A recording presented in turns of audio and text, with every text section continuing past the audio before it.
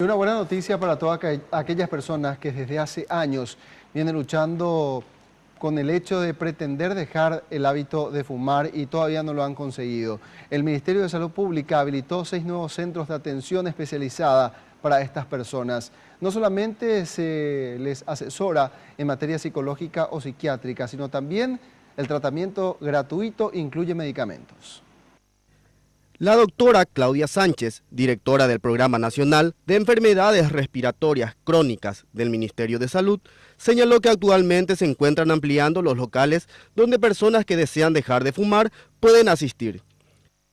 Sí, el trabajo que está haciendo el Programa de Enfermedades Respiratorias Crónicas, tratando de hacer frente a uno de los factores de riesgo más importantes para el desarrollo de una enfermedad pulmonar crónica, es el consumo de tabaco.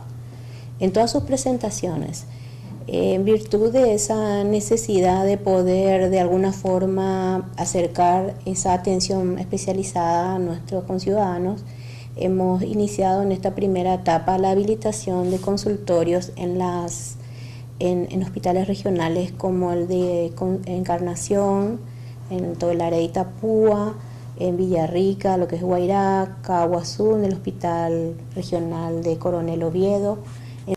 La directora dijo que los servicios que ofrecen son totalmente gratuitos y que incluyen el acompañamiento psicológico, psiquiátrico del paciente, así como la utilización de fármacos.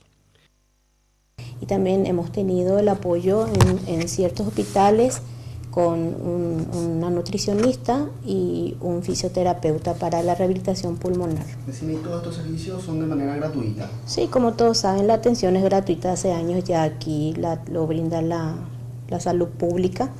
Estos pacientes pueden acceder a estos consultorios de manera gratuita, direccionados hacia el consultorio de neumología. El protocolo del tratamiento es presentado al paciente porque realmente es un proceso el dejar de fumar. Por último, aseguró que los cigarrillos electrónicos son igual de dañinos que los cigarrillos tradicionales, ya que estos son derivados del tabaco, por lo que no recomienda su uso como método para dejar de fumar.